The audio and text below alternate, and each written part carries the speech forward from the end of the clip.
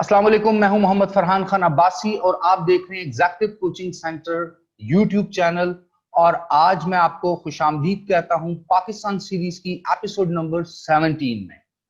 नाज़रीन, आज का हमारा टॉपिक जो है ये बहुत इंपॉर्टेंट एक रीजनल अकॉर्ड है, एक रीजनल अग्रीमेंट है, एक रीजनल फ्री ट्रेड अग्रीमेंट है, जिसके भीतर जो चाइना है इसने एक नई इकोनॉमिक जो वॉर थी उसको जीतने के लिए अपना पहला पत्ता चल दिया है। यानी अमेरिकन और जो यूरोपियन मार्केट है, सेंट्रल यूरोप की मार्केट है, उससे हटकर एशिया पैसिफिक रीजन के अंदर, ईस्ट एशिया के अंदर चाइना करने जा रहा है एक बहुत बड़ी तिजारती डील जो कि साइन हुई है 15 नवंबर 2020 को।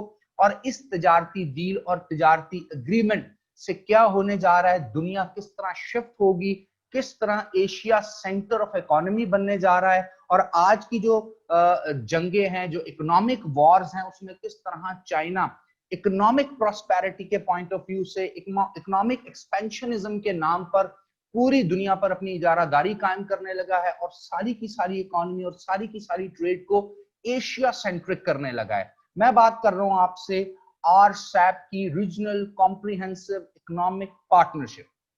ये बेसिकली 15 ममालिक का आपस में एक अग्रीमेंट है जिसमें बेसिकली एक बहुत बड़ी रीजनल ऑर्गेनाइजेशन, जिसने पिछले 20-22 साल में रीजनल ऑर्गेनाइजेशंस ग्रोथ लेवल पर बहुत ज्यादा ग्रोथ हासिल की।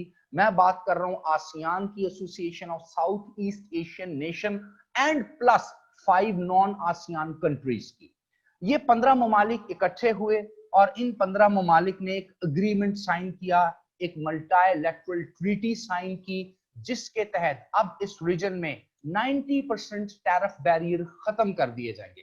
डिटेल में मैं आज आपसे इस वीडियो में डिस्कस करूंगा मेन फीचर्स आरसेप के क्या है, यानी रीजनल कॉम्प्रिहेंसिव इकोनॉमिक पार्टनरशिप क्या है, आने वाले वक्तों में पाकिस्तान को इससे क्या फायदा हो सकता है, इंडिया इससे क्यों पुल आउट हुआ है, इंडिया इसका हिस्सा नहीं है, अमेरिका इसका हिस्सा नहीं है, कोई वेस्टर्न यूरोपियन कंट्री इसका हिस्सा नहीं है, मेजर फीचर्स इस एग्रीमेंट के क्या हैं, माइक्रो लेवल एनालिसिस करूंगा मैं। माइक्रो लेवल एनालिसिस का मतलब कि बड़ी ही डेप्थ में जाके मैं आपसे डिस्कस करूंगा इसके इकोनॉमिक बेनिफिट्स किन ममालिक को हो सकते हैं, क्योंकि ये जो 15 कंट्रीज हैं इसमें हाई इकोनॉमिक कंट्रीज भी हैं, यानी इकोनॉमिकली एस्टैब्लिश्ड या हाईली डेवलप्ड कंट्रीज भी हैं, इकोनॉमिकली डेवलपिंग कंट्रीज भी हैं जिनको मिडिल इकोनॉमिक ग्रोथ कंट्रीज कहा जाता है, और लेस डेवलप्ड इकोनॉमिकली कंट्रीज हैं, यानी ऐसे ममालिक हैं जिनकी इकोनॉमीज बहुत ज्यादा कमजोर है।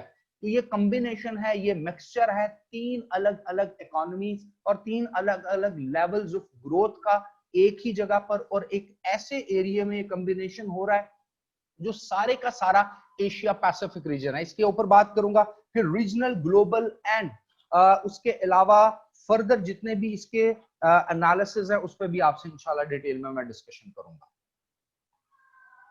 अच्छा जी, पहले तो आपको बताते हैं ये एग्रीमेंट है क्या। नाज़रीन, ये वर्ल्ड का लार्जेस्ट फ्री ट्रेड एग्रीमेंट है, इसको एफटीए कहते हैं ना। What is FTA? FTA basically 1945 के बाद जब सेकेंड वर्ल्ड वॉर कंक्लूड हो गई, दुनिया दो हाफ्स में डिवाइड हो गई। एक ईस्टर्न हाफ था दुनिया का और एक वेस्टर्न हाफ था। जो ईस्टर्न हाफ था वो बेसिकली सोवियत यूनियन की इकोनॉमिक और पॉलिटिकल पॉलिसीज से डोमिनेट हुआ था, जिसमें आप कम्युनिज्म की इकोनॉमिक एंड पॉलिटिकल पॉलिसीज कह सकते हैं। और जो वेस्टर्न हाफ था दुनिया का और स्पेशली यूरोप का, वो कैपिटलिस्टिक इकोनॉमी से डोमिनेट हुआ पड़ा था। तो तब क्या हुआ था, एक नया कॉन्सेप्ट आया था फ्री ट्रेड का, तो नाफ्टा के नाम पर north American free trade agreement हुआ था, जिसमें कनाडा था, जिसमें नॉर्थ अमेरिका यानी यूनाइटेड स्टेट ऑफ अमेरिका था, जिसमें मैक्सिको था। तो इन्होंने आपस में एग्रीमेंट किया था कि हम एक दूसरे से जो इंपोर्ट एक्सपोर्ट करेंगे तो उस पर कोई टैरिफ नहीं लेंगे ना। What is tariff? Tariff means जब किसी मुल्क की प्रोडक्ट किसी दूसरे मुल्क में जाकर बेची जाती है, यानी कोई दूसरा मुल्क इंपोर्ट करता है और वही प्रोडक्ट वो मुल्क भी मैन्युफैक्चर कर रहा होता है, तो वो मुल्क क्या करता है, बाहर से आने वाली प्रोडक्ट के ऊपर एक टैक्स लगा देता है जिसको टैरिफ बोलते हैं। उससे फायदा ये होता है कि वो जो बाहर की प्रोडक्ट है वो जब मुल्क में आएगी तो वो महंगी होगी, और जो मुल्क की अपनी indigenous local economy, local industry से वो प्रोडक्ट बन रही होगी तो वो सस्ती होगी, तो लोग लोकल चीजों को खरीदेंगे, बाहर से आई हुई इंपोर्टेड चीजों को नहीं खरीदेंगे क्योंकि वो महंगी होंगी और कमोपेश क्वालिटी भी मिलती जुलती है। तो इससे आपकी लोकल इकोनॉमी जो है वो बच जाती है, लोकल इंडस्ट्री बच जाती है, वरना तो बाहर की प्रोडक्ट्स आएंगी और आपको उसको मैच ही नहीं कर सकते। उन जिस रेट पे वो आपको मैन्युफैक्चर आप करते हैं, फिनिश गुड्स बनाते हैं, रॉ मटेरियल से इंडस्ट्री में उसको फाइनलाइज करते हैं, उस पर कॉस्ट आती है। तो अगर आप इंपोर्टेड चीजें मंगाना शुरू कर लेंगे तो आपकी अपनी इंडस्ट्री जो है वो बैठ जाती है और मुल्क जो है वो दिवालिया होने के चांसेस होते हैं। लेकिन जो बड़े ममालिक होते हैं वो क्या करते हैं, वो कुछ फ्री ट्रेड एग्रीमेंट कर लेते हैं जिसके अगेंस्ट वो प्रोडक्ट्स जो उनके मुल्क में मौजूद ना हो या मैन्युफैक्चर ना हो रही हो,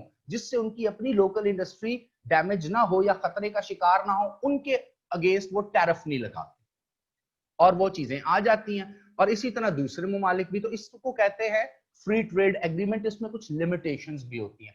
इसी के बिहाफ पर साफ्टा हुआ था, South Asian free trade agreement, जो कि आपने कंट्रीज देखे होंगे सार्क के, South Asian Association of Regional Cooperation के नाम से एक इदारा बना था 1980s में, जिसका पाकिस्तान भी मेंबर है।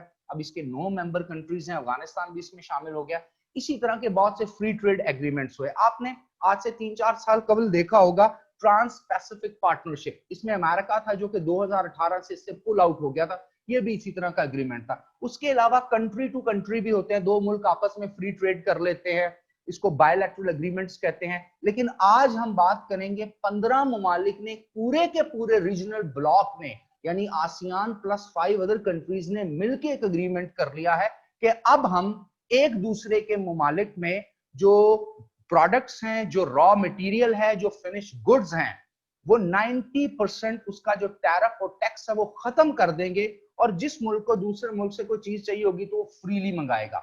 अब इसके जो डिटेल एनालिसिस है वो हम किसी और वीडियो में करेंगे। आज मैं सिर्फ आपको बताऊंगा इसका पूरी दुनिया पर असर क्या पड़ेगा और जो अमेरिकन, यूरोपियन और यूरोपीय यूनियन की और वेस्टर्न जो इंडस्ट्री है, वेस्टर्न जो इकोनॉमी है, उस पर इसका क्या इंपैक्ट पड़ने वाला है और पाकिस्तान को इससे बेनिफिट कैसे हो सकता है।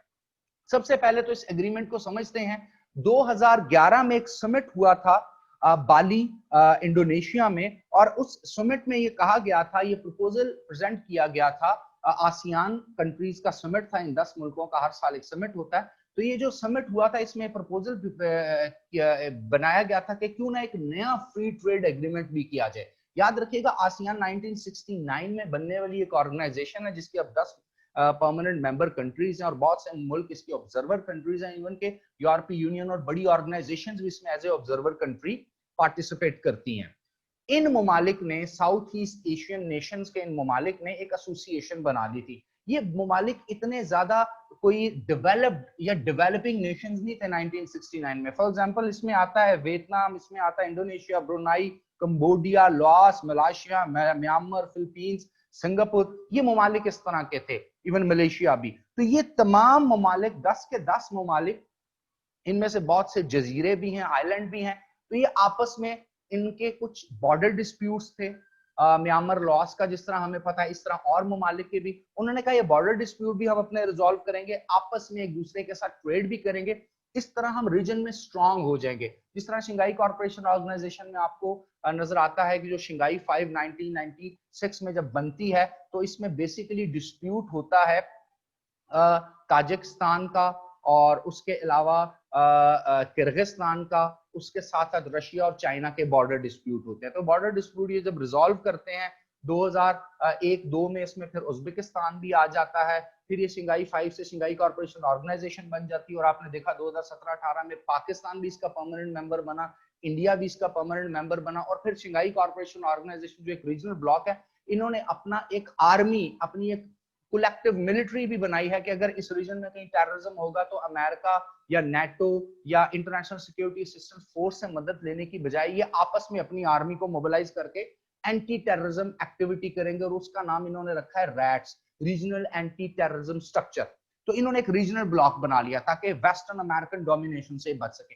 बिल्कुल ऐसा ही आपने देखा कि वन बेल्ट वन रोड के नाम से चाइना ने किया, उसने अपनी 2 तरफ अपने बाजू फैला लिए, एक तो ईस्टर्न एरिया पे और एक वेस्टर्न, यानी चाइना ने अपने ईस्ट में और चाइना ने अपने वेस्ट में, वेस्ट से वो रशिया को कनेक्ट कर रहा है, सेंट्रल एशियन रिपब्लिक को कनेक्ट कर रहा है, फिर सी पैक के थ्रू वो कनेक्ट कर रहा है पाकिस्तान को, और फिर वो काशगढ़ टू गवादर एक कंप्लीट रोड और रेल नेटवर्क डेवलप कर रहा है, फिर इकोनॉमिक जोन्स यहाँ पर बना रहा है, और यहाँ से वो एक्सेस करेगा ईरान, सऊदी अरब और मिडिल ईस्ट के सस्ते पेट्रोल यानी फ्यूल को, चूंकि चाइना जब बे ऑफ बंगाल से गुजरकर, स्टेट ऑफ हॉर्मस से गुजरकर ये पेट्रोल अपनी इकोनॉमी को चलाने के लिए उसको जो फ्यूल चाहिए होता है, जब ये हासिल करना चाहता है तो 48 घंटे, सॉरी, उसको ऑलमोस्ट 48 दिन लग जाते हैं अपने शिप्स भेजने और फ्यूल मंगाने में। जबकि अगर वो सी पैक के रूट को यूज करता है, इस रोड को यूज करता है, तो 24 घंटे में वो फ्यूल उसको मिल सकता है, बजाय 10,000 किलोमीटर का सी रूट तैयार करने के उसको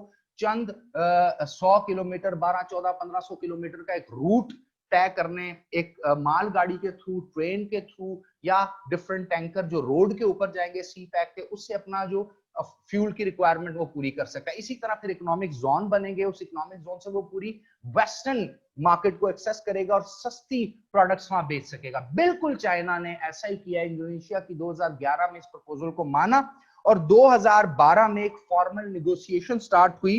कंबोडिया बेसिकली 2012 में आसियान का जो समिट था उसको होस्ट कर रहा था। ये सिलसिला चलता चला गया और फर्दर 2018-19 में ये तय पाया कि अब चंद और ममालिक को भी इंक्लूड किया जाएगा जिनको दुनिया की लार्जेस्ट इकोनॉमी, डेवलप्ड इकोनॉमी कहा जाता है, जिसमें चाइना दुनिया की सेकंड इकोनॉमी है, उसके बाद जापान है, फिर साउथ कोरिया है, फिर ऑस्ट्रेलिया है, फिर न्यूजीलैंड है। तो आसियान ने बाकी 5 अलग ममालिक को भी इसमें लिया और नवंबर 15, 2020 को जब 37th समिट हो रहा था आसियान का, जो कि हमने देखा कि 15 दिन पहले हुआ, ऑनलाइन हुआ और वीडियो कॉन्फ्रेंस पे हुआ, तो 15 ममालिक ने, जिनका मैंने आपसे नाम लिया, 10 ममालिक आसियान के और 5 ममालिक नॉन आसियान कंट्रीज, यानी जो आसियान के परमानेंट मेंबर नहीं है, जिसमें चाइना है, जापान है, साउथ कोरिया है, ऑस्ट्रेलिया है और न्यूजीलैंड है।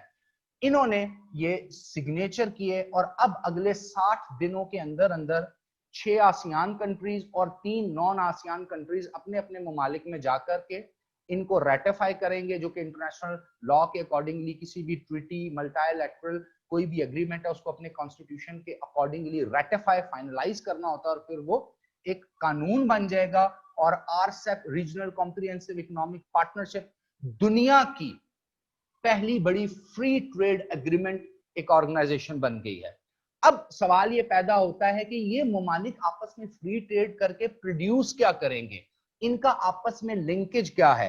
तो मैं सबसे पहले आपको मेजर फीचर्स बताता हूं कि ये जो एग्रीमेंट है इसका ग्लोबल पॉपुलेशन 2.2 बिलियन पॉपुलेशन है दुनिया की, जो इन 15 ममालिक में है, यानी 2.2 अरब, 2 अरब 20 करोड़ लोग जो रहते हैं इन 15 ममालिक में, ये उनका आपस में इंटरेक्शन होगा, यानी 30% of the population of the world. दूसरी इंपॉर्टेंट चीज, दुनिया का 30% जीडीपी, यानी ये ममालिक जो ग्रॉस डोमेस्टिक प्रोडक्ट अपनी जो लोकली जीडीपी प्रोड्यूस करते हैं, इनको अगर कलेक्टिवली इकट्ठा किया जाए तो 30% दुनिया का जीडीपी बनता है। यहां से आप अंदाजा लगा लें ये कितनी बड़ी ट्रांजैक्शन है और जिसको लीड चाइना कर रहा है। ये बनता है 26.2 ट्रिलियन यूएस डॉलर, यानी 26.2 ट्रिलियन यूएस डॉलर्स टिल 2020 अभी की फिगर है, जो कि अगले 10 सालों में 50 ट्रिलियन यूएस डॉलर तक पहुंचेगा। अब सवाल पैदा होता है कि इसके मेजर फीचर्स फर्दर क्या हैं। नंबर 1, ये रिड्यूस करेगा एक्सपोर्ट कॉस्ट्स को थ्रू सप्लाई चेन फैसिलिटीज। इन ममालिक का, जिस तरह के आपको मैप्स में नजर आता है कि इन ममालिक की आपस में सप्लाई चेन बन जाती है, जो पहले से भी आसियान की बनी हुई है, थ्रू सी रूट्स ये आपस में कनेक्ट होंगे और इनको एक्सपोर्ट में और इंपोर्ट में फैसिलिटेशन मिलेगी। ये एक common rule of e commerce, यानी थ्रू इलेक्ट्रॉनिक कॉमर्स, यानी इंटरनेट वेबसाइट्स, आप सेल परचेज कर सकते हैं, ऑर्डर बुक कर सकते हैं और एक कॉमन रूल बना लेंगे। अभी तो इंडिविजुअल कंट्रीज के रूल हैं, इनके अपने अलग रूल्स बन जाएंगे जो एक दूसरे को फैसिलिटेट करेंगे। चूंकि मैं पहले कह चुका हूं कि ये जो ऑर्गेनाइजेशन है highly developed economies, developing economies और लेस डेवलप्ड इकोनॉमीज का कॉम्बिनेशन है। ये 3 किस्म के इकोनॉमीज यानी ममालिक आपस में इंटरेक्ट कर रहे हैं। 5वीं इंपॉर्टेंट बात ये काउंटर करेगी western hegemony of US markets and यूरोपीय यूनियन की मार्केट्स, जहां से जब ईस्ट एशिया में रॉ मटेरियल मंगाया जाता है या ईस्ट एशिया की या इन एरियाज की लेबर यूज की जाती है, चाहे वो आईफोन एप्पल कंपनी के मैन्युफैक्चरिंग यहाँ पे हो रही हो, चाहे वो दुनिया के बड़े कंप्यूटर जो इंडस्ट्रीज हैं उनका यहाँ पर डेवलपमेंट हो रहा हो, चाहे वो इलेक्ट्रॉनिक्स अप्लायंसेस हो, चाहे वो मोटर इंजन हो, जितना भी काम वेस्टर्न मार्केट से यहाँ पर आता है इनको एक्सप्लॉइट किया जाता है। तो अब उनको भी काउंटर किया जाएगा कि उसके बरक्स यहाँ से प्रोडक्ट बनाकर इतनी सस्ती बेची जाएंगी दुनिया में कि वेस्टर्न इकोनॉमीज बैठ जाएंगी। एक और इंपॉर्टेंट चीज कि ये बिगर देन नाफ्टा, साफ्टा या ट्रांस पैसिफिक पार्टनरशिप टीपीपी से भी बड़ी है, जो कि मैं अब आपको डिटेल में बता चुका हूं। अब माइक्रो लेवल एनालिसिस में मैं आपको बताता हूं कि होने क्या जा रहा है।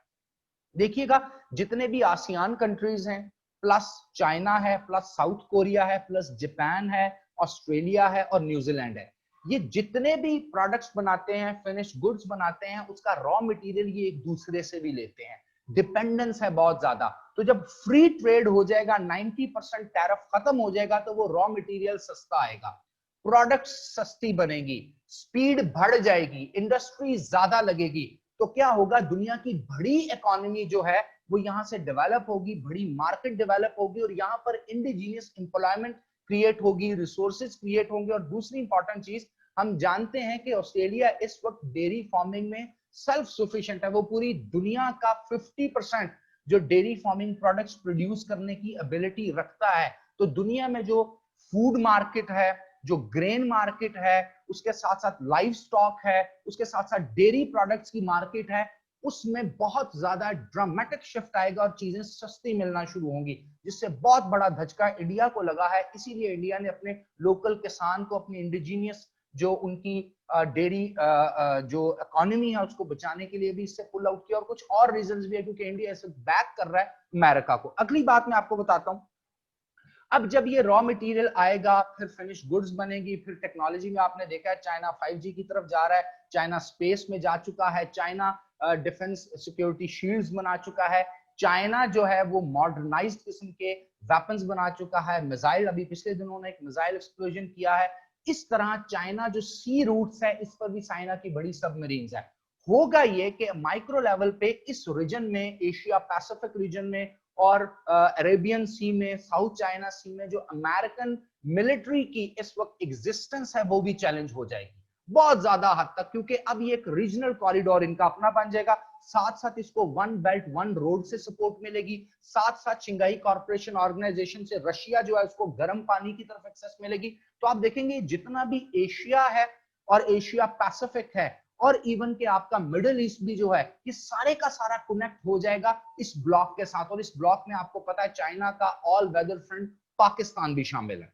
अब हम देखते हैं कि जो शिपिंग रूट्स बनेंगे, शिपिंग इंडस्ट्री, आपको मालूम होना चाहिए कि चाइना इस वक्त दुनिया का बेहतरीन स्टील प्रोड्यूसर भी है। तो दुनिया में जितनी भी आपकी ट्रेन्स बनती हैं, जितनी भी हैवी ट्राले बनते हैं, जितने भी ये बड़ी बड़ी व्हीकल्स बनती हैं, इवन के आपके एयरक्राफ्ट्स बनते हैं, इवन के आपके हेलीकॉप्टर्स बनते हैं, मिलिट्री इक्विपमेंट्स पर, उसके लिए स्टील चाहिए होता है। आपकी जो कंस्ट्रक्शन इंडस्ट्री है उसके लिए स्टील चाहिए होता है, इवन के सीमेंट चाहिए होता है। तो ये सस्ती चीजें अब मिला करेंगी पूरी दुनिया को, जिससे दुनिया की ग्रोथ रेट बढ़ जाएगा।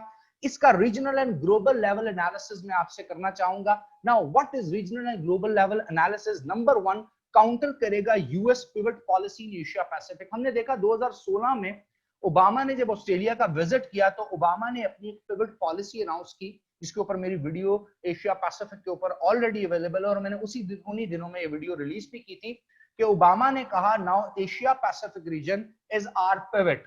ओबामा ने यह भी कहा था कि हम 20 साल जंगों में रहे, अफगानिस्तान, इराक, लीबिया, सीरिया, इन जगहों पे हम मसरूफ रहे और हम एशिया को भूल गए, क्योंकि ओबामा को पता था कि आसियान कंट्रीज बहुत स्पीडीली ग्रो कर रहे हैं और कहीं ना कहीं चाइना इनके साथ मिल सकता है। तो उसने एक एशिया पॉलिसी दी, इसको पिवट की डिक्लेयर किया और ट्रांस पैसिफिक पार्टनरशिप की बात की, लेकिन उसको काउंटर कर दिया गया क्योंकि पुल आउट किया उसमें से डोनाल्ड ट्रंप ने 2018 में। अब क्या होगा कि जो एशिया पैसिफिक रीजन है ये इकोनॉमिक पॉइंट ऑफ व्यू से चाइना के पास होगा। आपको मालूम होना चाहिए कि now we are living in a era of 21st century, 5th generation warfare है, इसमें हाइब्रिड वॉर होती है।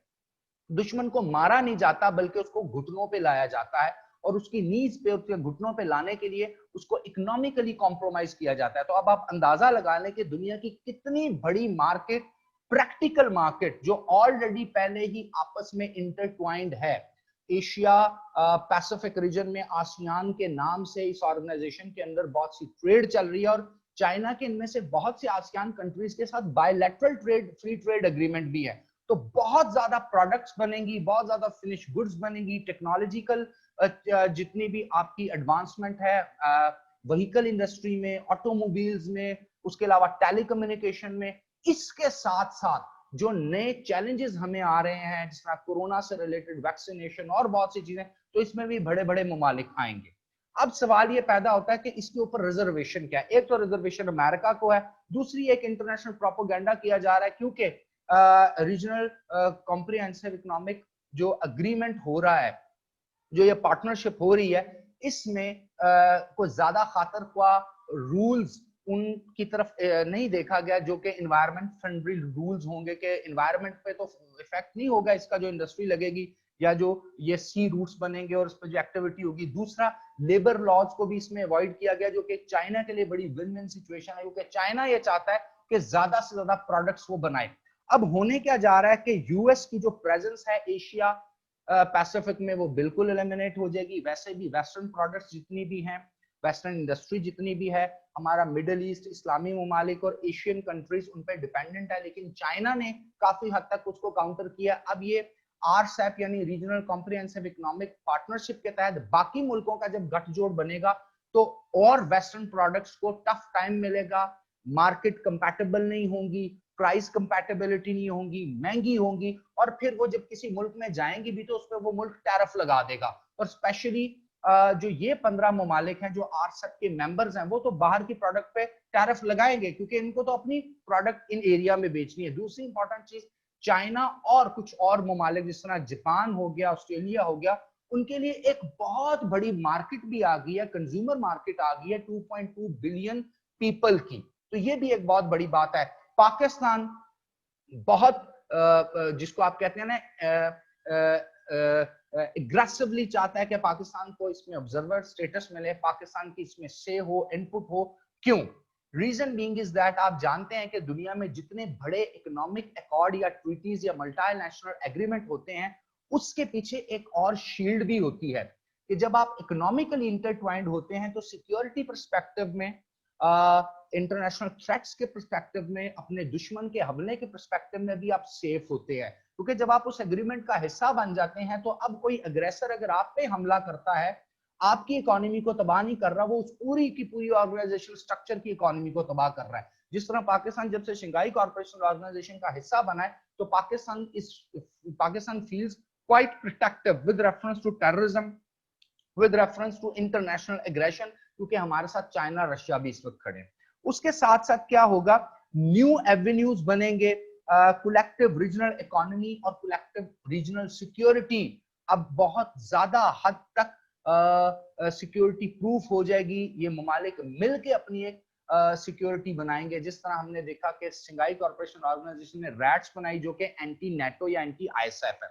उसके अलावा रीबिल्डिंग होंगी अलायंसेस की to prevent UK, USA, France and other western countries to enter into the Asian region, और specifically Persian Gulf की पॉलिटिक्स में अब उनको एंटर नहीं होने दिया जाएगा, क्योंकि ये इकोनॉमिक ऑर्गेनाइजेशन के साथ साथ एक पॉलिटिकल ऑर्गेनाइजेशन भी है।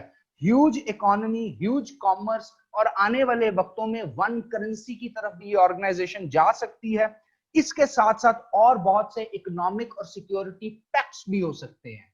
आज की वीडियो के लिए इतना ही। इंशाल्लाह आरसेप पार्ट 2 में मैं आपको यह बताऊंगा कि किस तरह यूरोपीय यूनियन, किस तरह वेस्टर्न मार्केट्स, किस तरह अमेरिकन असले की मार्केट्स, किस तरह इंटरनेशनल सिक्योरिटी अब थ्रेटन है चाइना की इस एक बहुत बड़ी मूव से।